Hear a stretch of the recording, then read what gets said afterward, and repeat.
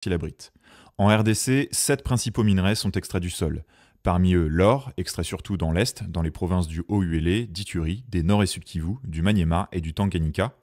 Ensuite, le diamant, principalement extrait également dans l'Est, mais aussi dans le centre, dans les Kasaï centrales et orientales. Puis l'étain, le coltan et le tungstène, regroupés sous l'appellation des 3T, du fait de leur nom en anglais, et extraits principalement dans l'Est, mais aussi dans le Sud. Et enfin, le cuivre et le cobalt, extraits dans ce qu'on appelle la Copper Belt, la ceinture de cuivre, qui s'étend également sur une partie de la Zambie. D'autres types de minerais sont également extraits du sol congolais, mais ils sont moins impactants, donc on ne les citera pas ici. Le cobalt et le coltan, en revanche, sont souvent cités dans le cadre du secteur des appareils électroniques, car la RDC abrite sur son sol entre 50 et 60% des réserves mondiales connues de cobalt et entre 60 et 80% de celles de coltan. Le pays est donc un fournisseur clé pour ce qui est de ces minerais. Et la demande ne cesse de croître puisque la production congolaise de cobalt, notamment, a doublé en 11 ans, passant de 60 000 tonnes en 2010 à 120 000 en 2021. Pour prendre un seul exemple, selon l'ADEME, on trouve dans un smartphone entre 5 et 10 grammes de cobalt, 30 grammes dans un ordinateur ou encore 5 à 9 kilos dans une voiture électrique.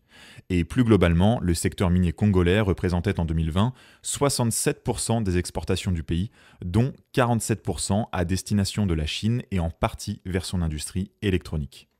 Alors comment sont extraits tous ces minerais en RDC ? En République démocratique du Congo, on sépare en fait le secteur minier en 2 grands types d'activités, le minage industriel et le minage artisanal.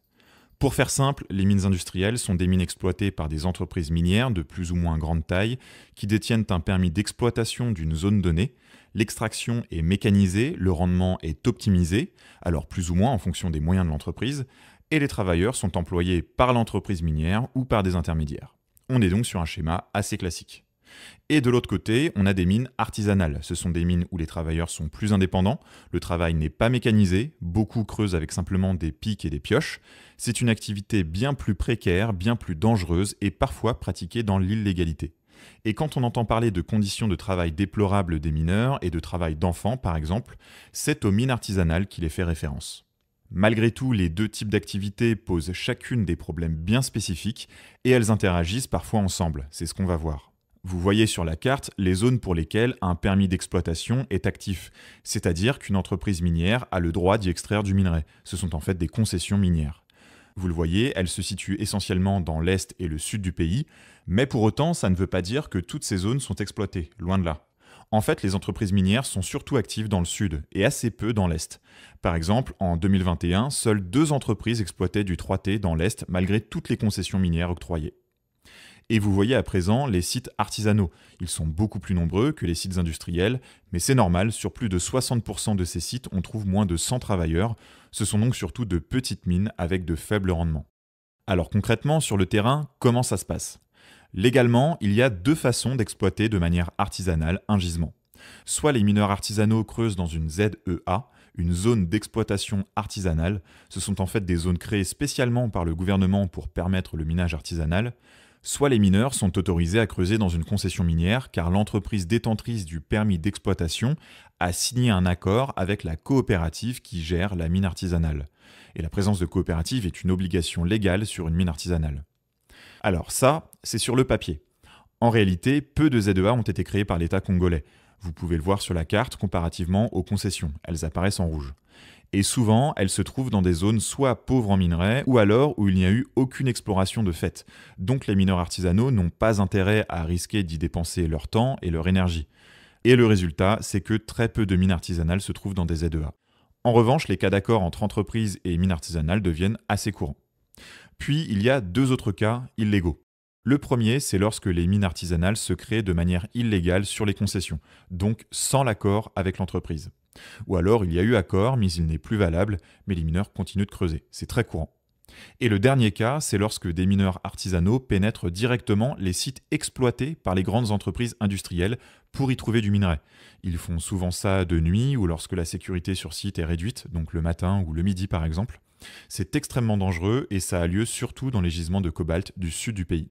Et justement, pour que vous voyez plus concrètement à quoi ça ressemble, on va aller faire un tour du côté de la ville de Kolwezi, dans le sud du pays.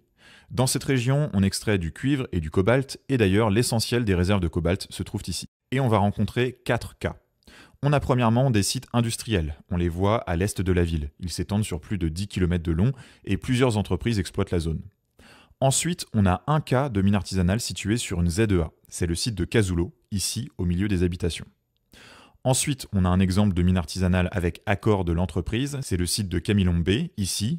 Et enfin, dans cette zone de Kolwezi, il y a des cas de mineurs qui pénètrent les zones d'extraction des entreprises. Concrètement, ils passent des zones d'habitation aux zones industrielles qui se trouvent juste à côté pour creuser. On a donc ici mines industrielles, mines artisanales sur ZEA, mines artisanales avec accord de l'entreprise et minage artisanal illégal sur zone industrielle. Maintenant, prenons un autre exemple pour le cas de mines avec accord de l'entreprise. Pour ça, on va partir plus au nord sur le site de Roubaïa. Roubaïa, c'est un gisement de coltan dans la région du Nord Kivu, et à partir du milieu des années 90, la région est contrôlée par des groupes armés qui se financent d'ailleurs en partie grâce à l'activité des mines. Mais on a également une entreprise qui va obtenir un permis d'exploration sur la zone en 1999, et ce permis va se transformer en permis d'exploitation en 2006. L'entreprise va donc vouloir commencer à extraire du minerai, et là on se trouve face à un problème assez courant dans le secteur minier congolais. Une entreprise souhaite exploiter un gisement déjà occupé par des mineurs artisanaux. Dans le cas de Roubaïa, des négociations ont eu lieu entre l'entreprise et la coopérative, et l'entreprise va accepter de laisser des mineurs artisanaux travailler sur le site. En fait, on n'est pas ici face à une entreprise de la même taille que celle à Kolwezi. Elle est plus modeste et n'est pas en mesure de massivement mécaniser son activité. Pour augmenter les volumes d'extraction de minerais, il était alors intéressant de laisser les mineurs artisanaux travailler sur le site.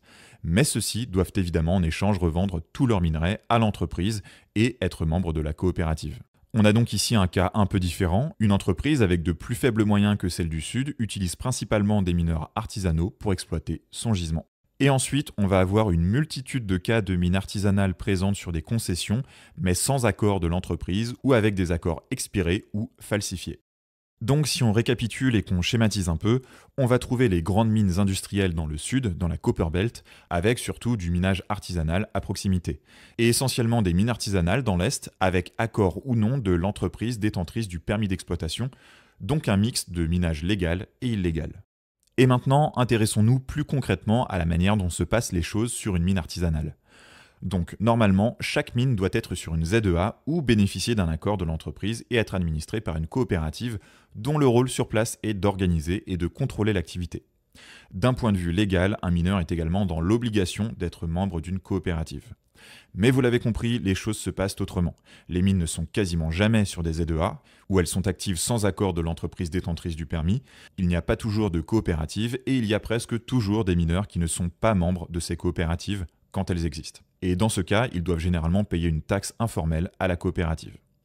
Et malgré ce nom de coopérative, ce sont en fait des entités privées, parfois à la gestion floue, peu démocratique, dans la plupart des cas les mineurs n'ont pas vraiment leur mot à dire, et les mineurs déclarent aussi générer moins de revenus quand une coopérative est présente sur le site, du fait des taxations. Ensuite, on utilise le mot mineur depuis tout à l'heure, mais sur place, il y a différents acteurs à l'œuvre. Vous pouvez parfois y trouver des propriétaires de puits. Ce sont en fait des gens qui peuvent être propriétaires du terrain en surface où se trouve l'entrée du puits, sachant que sur une mine, vous allez avoir des dizaines de puits. Certains propriétaires louent leur terrain et donc leur puits à une équipe de mineurs, généralement 5 à 7 mineurs, mais d'autres propriétaires peuvent être bien plus actifs dans l'exploitation du puits en investissant dans du matériel par exemple. Dans ce cas-là, ils peuvent toucher jusqu'à 50 à 60% des revenus générés. Sinon, ça tourne autour de 10% et l'équipe de mineurs se partage le reste. Il n'y a pas toujours de propriétaires de puits, c'est surtout le cas quand le site est situé près des zones habitées, comme à Kolwezi par exemple. Mais dans l'est du pays, en revanche, certains sites se trouvent en pleine forêt, donc on ne rencontre pas systématiquement ce cas. Ensuite, sur le site minier, on ne trouve pas que des gens qui descendent dans la mine. On trouve également des laveurs. Cette étape permet de retirer la boue, le sable et de ne garder que du minerai intéressant. Sur l'exemple de Camilombe à Kolwezi tout à l'heure, on peut voir un point d'eau près des puits. C'est peut-être là que le lavage est effectué. Ensuite, on a l'étape de triage. Donc là, les minerais sont tout simplement triés, car dans un même puits, vous pouvez avoir plusieurs minerais différents, remontés dans les mêmes sacs, qu'il faut donc trier ensuite. Ces minerais sont ensuite vendus par un négociant qui peut être un membre de l'équipe ou un intermédiaire. Ils peuvent être vendus directement à un dépôt sur le site minier lorsqu'il y en a un, ou dans des marchés extérieurs. Les acheteurs vérifient la pureté des minerais avec des machines, mais les vendeurs accusent souvent les acheteurs de mal calibrer ces machines afin de faire baisser la pureté et donc les prix.